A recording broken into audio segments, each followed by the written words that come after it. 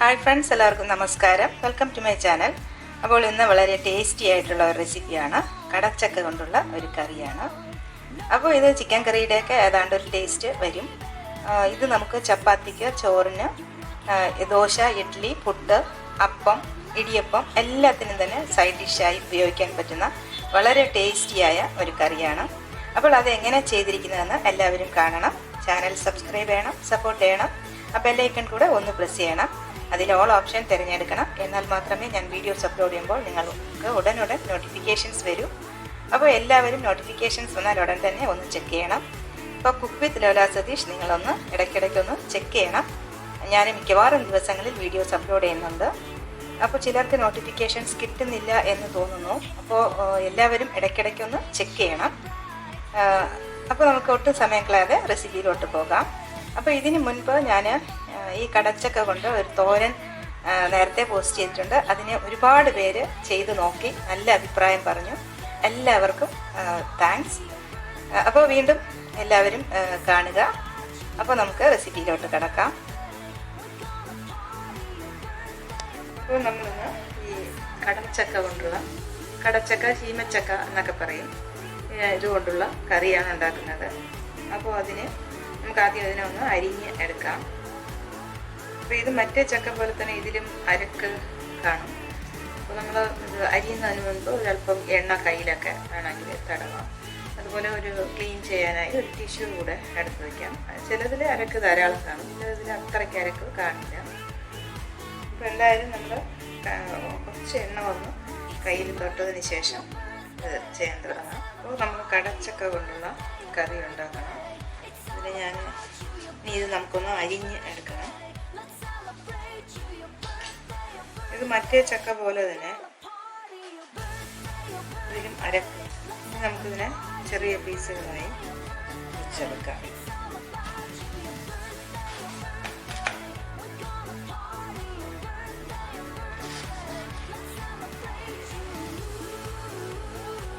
ഈ ഭാഗം നമുക്ക് കളയാനുള്ളത് കളയാം.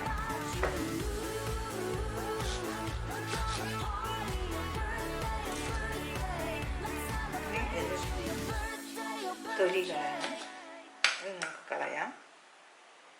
അതുപോലെ ഈ ഷേപ്പിന് ഞാൻ ചക്കയുടെ പകുതിയാണ് അരിഞ്ഞെടുത്തത്. ഇത് സാമാന്യം ഒരു വലിയ ചക്കയാണ്, അതുകൊണ്ട് ഇപ്പോൾ നമുക്ക് പകുതി മതിയാവും. അപ്പോൾ ബാക്കി പകുതി നമുക്ക് വേറെ എന്തെങ്കിലും ചെയ്യാം. ഇനി ഇതിനെ നന്നായിട്ട് നമുക്കൊന്ന്, അപ്പോൾ ഞാൻ ഒരു പാൻ അടുപ്പത്ത് വെച്ചു. അതിലൊരു 2 ടേബിൾ സ്പൂൺ വെളിച്ചെണ്ണ ഒഴിച്ച് കൊടുത്തു. എന്നിട്ട് അതിൽ ഒരു ചെറിയ കഷ്ണം ഇഞ്ചിയും ഒരു 5-6 വെളുത്തുള്ളിയും ചെറുതായി അരിഞ്ഞത് ഇട്ട് കൊടുക്കാം.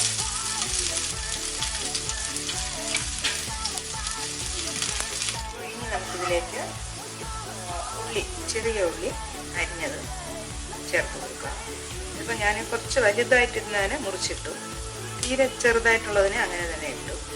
അതിപ്പോൾ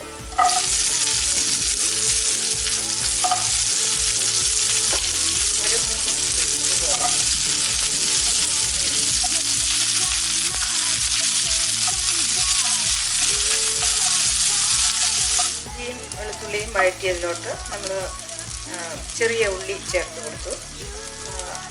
എന്നിട്ട് അതിപ്പോൾ ചെറുതായി ഒന്ന് വാടിയിട്ടുണ്ട്. ഒരു ചെറിയ ഒരു ബ്രൗൺ കളർ വന്നു. ഒരു പച്ചമുളകും കൂടെ ചേർത്ത് കൊടുത്തു. ഇനി നമുക്ക് നന്നായിട്ട് ഫ്ലെയിം കുറച്ചതിന് ശേഷം ഈ പൊടികൾ ചേർത്ത് കൊടുക്കാം. 1 ടേബിൾ സ്പൂൺ കാശ്മീരി പൊടി. നമുക്ക് ഫ്ലെയിം വേണമെങ്കിൽ ഒന്ന് ഓഫ് ചെയ്തിട്ട് ചെയ്യാം. 1 ടേബിൾ സ്പൂൺ കാശ്മീരി പൊടി, മുളക് പൊടി, അര ടേബിൾ സ്പൂൺ സാധാരണ മുളക് പൊടി, 3 ടേബിൾ സ്പൂൺ മല്ലിപ്പൊടി, 1 ടേബിൾ സ്പൂൺ പെരിഞ്ജീരകം, പട്ട, അങ്ങനെ എല്ലാം കൂടെ ചേർന്ന് വരുന്ന അത് പൊടിച്ചത്. ചെറുതായിട്ടൊന്ന് ക്രഷ് ചെയ്ത് എടുത്തേ ഉള്ളൂ. പിന്നെ ഒരു അര ടീസ്പൂൺ മഞ്ഞൾപ്പൊടി. ഇതെല്ലാം കൂടെ ചേർത്ത് കൊടുക്കാം.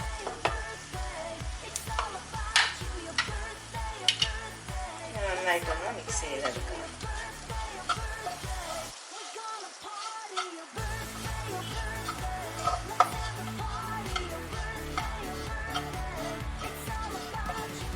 പാനിന് ചൂട് ഒരുപാട് കുറവാണെങ്കിൽ ഒരു ചെറിയ ഫ്ലെയിമിൽ വെച്ചെടുക്കാം. അപ്പം നമ്മൾ കുക്കറിൽ നമ്മൾ കടച്ചക്ക ചീമച്ചക്ക അരിഞ്ഞ് വെച്ചിരുന്നത് ഈ പൊടികളെല്ലാം വഴറ്റി എടുത്തതും അത് ചേർത്ത് കൊടുത്തു.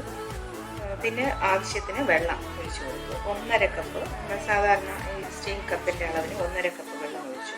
ഇപ്പോൾ ആവശ്യത്തിന് ഉപ്പും ഇട്ട് കൊടുത്തിട്ടുണ്ട്. ഉപ്പ് ഇടുമ്പോൾ എപ്പോഴും നമ്മൾ ആദ്യം ഒന്ന് കുറച്ചിട്ട് ഇടുന്നത് നമുക്കതൊരു സേഫായിട്ടുള്ള ഒരു കാര്യമാണ്. കാരണം കൂടി പോകാതിരിക്കാൻ വേണ്ടി ആദ്യം എപ്പോഴും ഒന്ന് കുറച്ചിട്ടിട്ട് പിന്നെ വേണമെങ്കിൽ നമുക്ക് ചേർക്കാം. അപ്പോൾ ഞാനിപ്പോൾ ആവശ്യത്തിന് ഇട്ടിട്ടുണ്ട്. അപ്പോൾ ആദ്യമായിട്ടൊക്കെ കുക്കിംഗ് തുടങ്ങുന്നവർ ആദ്യമേ ഒരുപാട് ഉപ്പിടാതെ ആദ്യം ഒരു മീഡിയമായിട്ടുള്ള ഒരു ഉപ്പ് ഇട്ടിട്ട് പിന്നെ നമുക്ക് വേണമെങ്കിൽ ചേർത്ത് കൊടുക്കാമെന്നുള്ളതേ ഉള്ളൂ. അപ്പോൾ ഇതിനി നമുക്ക് അടച്ച് 4 വിസിൽ ആയപ്പോഴേക്കും ഞാൻ ഓഫ് ചെയ്തു. ഇപ്പോൾ ഇത് നല്ലപോലെ വെന്തിട്ടുണ്ട്. ഇനി നമുക്ക് തേങ്ങാപ്പാൽ ചേർത്ത് കൊടുക്കാം. ഒരു ചെറിയ തേങ്ങയിൽ ഞാൻ 1.5 കപ്പ് വെള്ളവും ചേർത്ത് പാലാക്കി എടുത്തു. അതിലോട്ട് ഒഴിച്ച് കൊടുക്കാം. ഇപ്പോൾ തേങ്ങാപ്പാൽ നമുക്ക് ഇതുപോലെ ഫ്രഷായി എടുക്കാൻ പറ്റാത്തവർക്ക് പാക്കറ്റിൽ വരുന്നതൊക്കെ ഉപയോഗിക്കാം.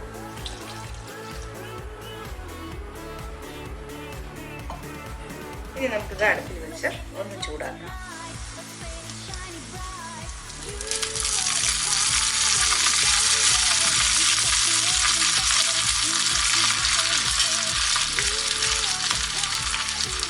നമ്മുടെ കറി ഇവിടെ തിളച്ചിട്ടുണ്ട്. ഇനി നമുക്കിതിലോട്ട് നമ്മൾ കടുക് വറുത്തത് ഒഴിച്ചു കൊടുക്കാം. ഇപ്പോൾ കടുക് വറുത്തതിൽ ഞാൻ ഒരല്പം ഒരു 2 പിഞ്ച് മഞ്ഞൾപ്പൊടിയും ഒരു 2 പിഞ്ച് കാശ്മീരി ചില്ലി പൗഡറും കൂടെ ചേർത്ത് കൊടുത്തു. അപ്പോൾ നല്ലൊരു കറിക്ക് നല്ലൊരു കഞ്ഞി കിട്ടാൻ വേണ്ടിയാണ് അങ്ങനെ ചെയ്തത്. അപ്പോൾ നമുക്കിപ്പോൾ ഉപ്പൊക്കെ ചെക്ക് ചെയ്യാം. ഞാനിപ്പോൾ നോക്കി ആവശ്യത്തിന് ചേർത്ത് കൊടുത്തിട്ടുണ്ട്. ഇപ്പോൾ നല്ല അടിപൊളിയായിട്ടുള്ള കറി റെഡിയായി. ഇത് നമുക്ക് ചോറിനും ചപ്പാത്തിക്കും ദോശയ്ക്ക് ഇഡ്ഡലിക്ക് പുട്ടിന് എന്ത് വേണമെങ്കിലും അപ്പത്തിന് ഒക്കെ കഴിക്കാൻ നല്ല ബെസ്റ്റായിട്ടുള്ള ഒരു കറിയാണ്.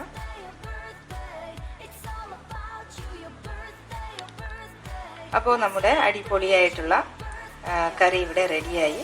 അപ്പോൾ ഈസിയാണ് ഇത് ചെയ്യാനായി. പക്ഷേ ഇത് നമുക്ക് ചെയ്ത് കഴിഞ്ഞാൽ ചോറിന്, പലഹാരത്തിന്, എല്ലാത്തിനും തന്നെ സൈഡ് ഡിഷായി ഉപയോഗിക്കാം. അപ്പോൾ അതുകൊണ്ട് എല്ലാവരും ഒന്ന് ട്രൈ ചെയ്യുക. നമുക്ക് വീണ്ടും കാണാം നല്ല റെസിപ്പീസുമായി. Till then, bye bye. Take care. Thank you.